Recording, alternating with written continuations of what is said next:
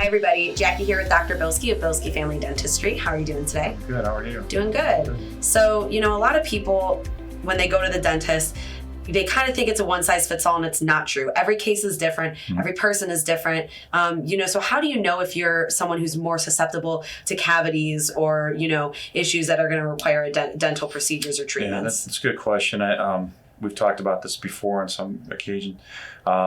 Two things that dentists fight: cavities and gum disease. In this case, cavities are what we're talking about. You could be a longstanding patient or a new patient. We do what's called a caries risk assessment. That means cavity risk assessment. How susceptible are you?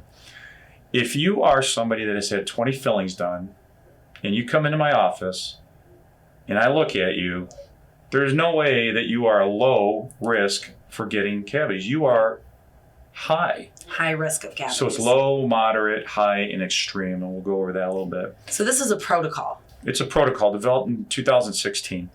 And there had never really been a standard protocol for this. It was done out in San Francisco. And basically, they came up with the protocol. It's very simple. When you come in for your regular visits or as a new patient, we assess you. And we want to know a baseline. Yeah. Where are you with the cavities? You come in and you mentioned you had some fillings done. I look in your mouth. I see your x-rays. Yeah, you're moderate. So what does that mean, Doc? Well, when's the last time you had a cavity? It seems like I have a cavity every year. Boom. You're also high risk now. If you're missing a tooth, you're high to extreme. Wow. So it's low, moderate, high, extreme. Yeah. If you have diabetes or heart disease, dry mouth, you're over 70 years old, you're never going to be low, even if you don't have any cavities. You're never going to be low risk assessment. So we're going to bump you to moderate or high. Moderate or high.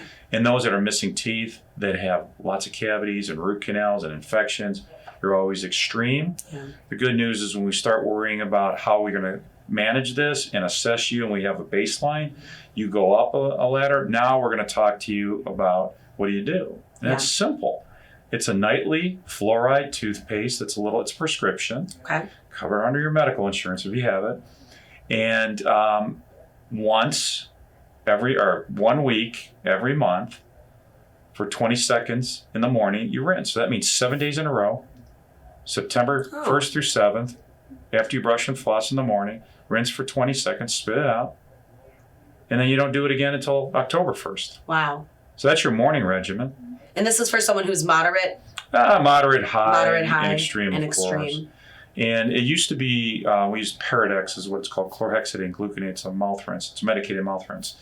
And the side effect of that is it stains the plaque on your teeth. It doesn't stain your teeth, it stains the plaque on your teeth. So we don't want somebody who has high plaque and high risk for cavities or caries to rinse every day with it. It's once a week. That's why we recommend coming in 4 times a year, every 3 months, to clean up any of that plaque that you're not getting or the tartar, that's the hard material that stays in your teeth. So pretty simple. So it's nightly gel rinses, what's called dental brushing, and then the rinses for 1 week every month until we get you maybe for 18 months where you have not had one even look at a cavity.